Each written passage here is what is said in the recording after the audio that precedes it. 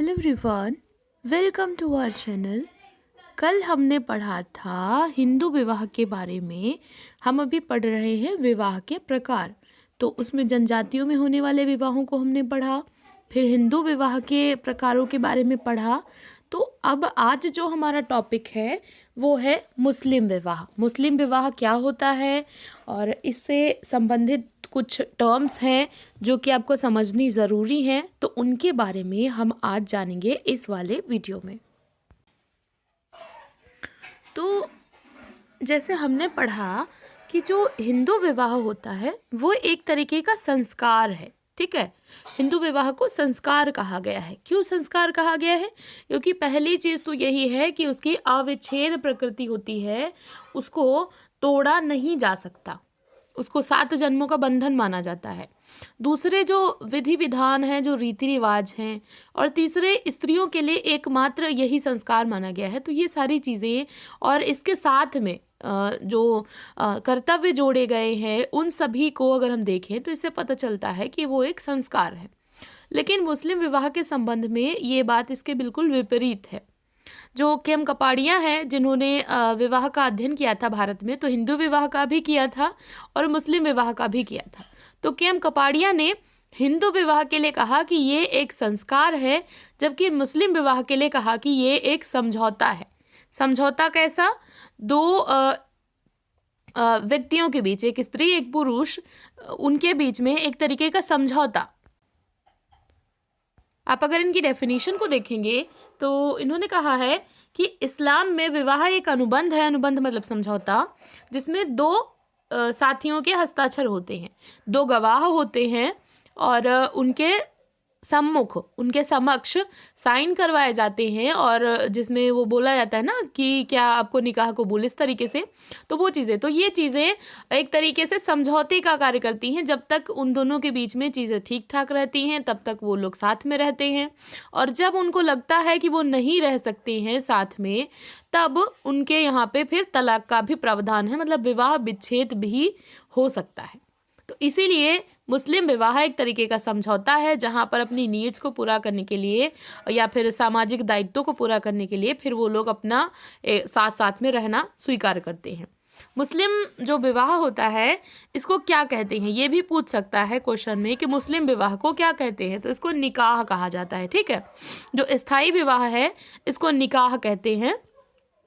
निकाह का अर्थ होता है नर नारी का विषयी समागम, मतलब जो उनकी एरोटिक्स फीलिंग्स होती हैं, जो उनकी फिजिकल नीड्स होती हैं, उनको पूरा करने के लिए वो लोग साथ में जब रहते हैं तो उसको बोला जाता है निकाह। अब देखिए यहाँ पे मैं कोई बायस्ड नहीं हूँ, जो भी परिभाषा कपाड़िया ने दी है मैं उनके अनुसार बता रही हूँ। तो कोई लोग भी इस चीज़ को गलत वे में मत लेना कि मैं अपने अकॉर्डिंग इंटरप्रिटेट करके कुछ भी बोल रही हूँ।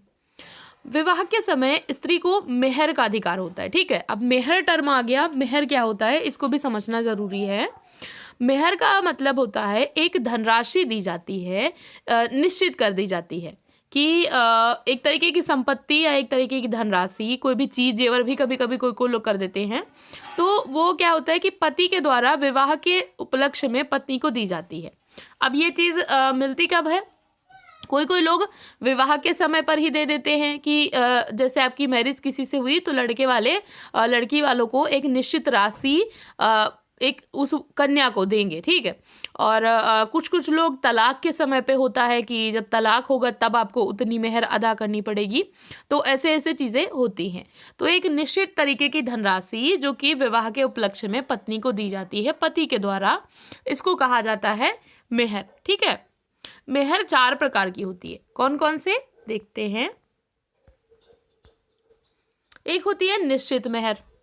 निश्चित मेहर वो मेहर जो विवाह के समय पर या विवाह से पहले दे दिया गया, कि हमने पहले से ही डिसाइड कर लिया, निश्चित कर लिया। तो वो निश्चित है कि हमें इतना देना ही देना है तभी शादी होगी, तो उसको बोलेंगे निश्चित मेहर, जो कि विवाह के समय पे या विवाह से पहले दी जाती है। फिर उसके बाद होती है उचित मेहर, जो निकाह के समय पे हुई वो निश्चित हुई, और फिर जो चीज़ अदालत के द्वारा बाद में तय की जाती है। जैसे सपोज किसी का तलाक हो रहा है या हो गया है, तो वहाँ पर केस पहुँच गया कोर्ट में, तो कोर्ट ने डिसाइड किया कि कितनी मेहर दी जानी चाहिए। वो हैसियत देख करके देखता है, जितना भी जो वर की हैसियत होती है, उनकी जो सामाजिक या आर्थिक जो स्थिति होती है, उसको देखते हुए वो लोग मेहर डिसाइड कर देते हैं। तो जब अदालत के द्वारा बाद में मेहर तय की जाती है, उसको बोलते हैं उचित मेहर, कि जितनी उचित थी उतनी ठहरा दी गई। फिर तीसरा प्रकार होता है सत्वर मेहर। सत्वर मेहर क्या होता है? विवाह से पहले पत्नी को दिया जाता है, उसको बोलते हैं सत्वर। ठीक है, निश्चित यानी विवाह के समय पे दिया, उचित विवाह के बाद अदालत ने तय किया, और तीसरा है सत्वर। ये कब दिया गया? ये विवाह से पहले दिया गया। फिर चौथा होता है स्थगित मेहर।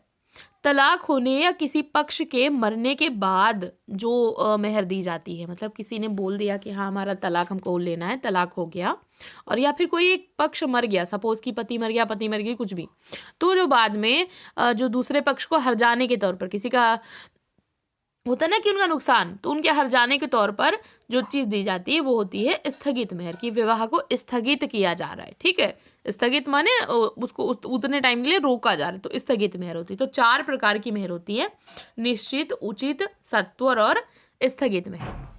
मुस्लिम विवाह में जो विवाह होते हैं, जैसे हिंदू विवाह में 8 स्वरूप होते थे, वैसे ही मुस्लिम विवाह में 3 प्रकार होते हैं, 3 स्वरूप होते हैं विवाहों के।